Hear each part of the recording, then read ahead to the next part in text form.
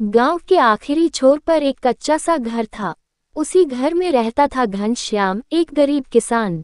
उसकी सुबह सूरज से पहले शुरू होती और रात तारों के नीचे खत्म होती। खेत उसकी दुनिया था और मिट्टी उसकी सबसे सच्ची दोस्त।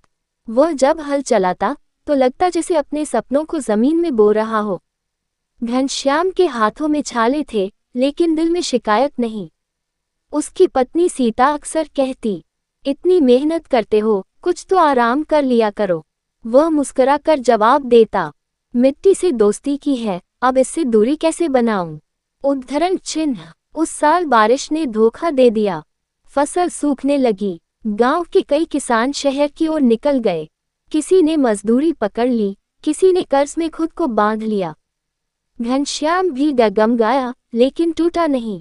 एक शाम उसका बेटा मोहन बोला, बाबा, स्कूल की फीस भरनी है। मास्टर जी ने कहा है कल आखिरी दिन है। घनश्याम की आंखें झुक गईं। उसके पास जवाब नहीं था। उस रात वह सो नहीं पाया। आधी रात को उठकर खेत में गया।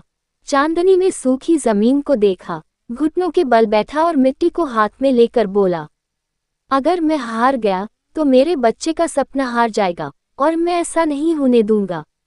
अगले दिन से उसने दोगुनी मेहनत शुरू कर दी।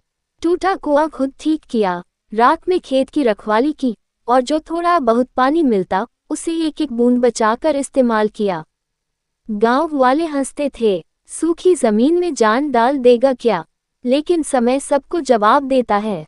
कुछ हफ्तों बाद एक सुबह घनश्याम ने देखा, खेत में हल्की हल्की हरियाली उगाई थी। उसकी आंखों में आंसू थे, लेकिन ये आंसू हार के नहीं, भरोसे के थे। फसल बहुत ज्यादा नहीं हुई, पर जितनी हुई उसने मोहन की फीस भी भर दी और घर में 2 वक्त की रोटी भी आ गई। उस दिन सीता ने कहा, आज लगता है हमारी मेहनत जिंदा हो गई।